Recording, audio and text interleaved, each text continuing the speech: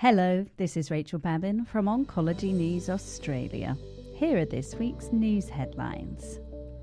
To read the stories in full, please visit oncologynews.com.au, and if you enjoy this video, please like it and subscribe to our channel. A study published in the journal Med examined how nerves within the tumour environment impact the immune system and cancer growth. Researchers studying the interactions between nerves and tumour microenvironments have found commonly used drugs like Botox may stop or slow the progression of certain head and neck cancers. The paper's senior author, Professor Sana Karam, said she was surprised to see the Botox data. Simply stopping the function of a nerve can stop the growth of a tumour. The microbiome could be the key to identifying individuals who can benefit from combination immunotherapy across various cancers, including rare gynaecological and biliary tract cancers, as well as melanoma. Published on March 1st in Nature Medicine, the study outlines a unique collection of microorganisms within a person's gut bacteria that might help pinpoint those likely to benefit from combination immunotherapy. Professor Craig Underhill, one of the authors of the paper, said to the Oncology Network, "This paper has important learnings. We now know gut microbiome profiles may influence response to checkpoint inhibitors." Researchers in the UK have developed a two-punch treatment method for basal-like breast cancer. They identified chemical compounds called tool molecules that can halt active cancer cells.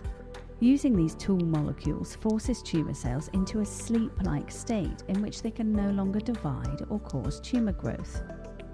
This condition then makes the cancer cells sensitive to senolytic drugs, which can eliminate them. Globally, gastric cancer is the fifth most common malignancy and the fourth leading cause of cancer-related death, with China bearing nearly half of these cases.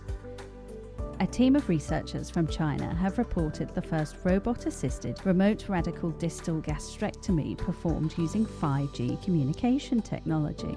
While previous studies have demonstrated the effectiveness of 5G technology in other fields, its application in gastric surgery has so far been limited to preclinical trials on animals and cadavers.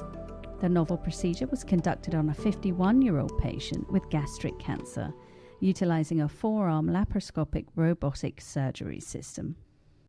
Researchers from San Diego in the USA have found that patients with cold tumors actually do make T cells.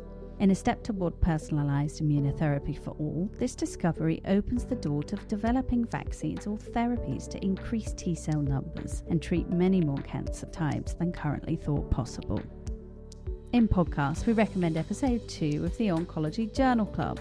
Join Professor Craig Underhill, Dr. Kate Clark, and Professor Christopher Jackson for the latest papers review and entertaining analysis.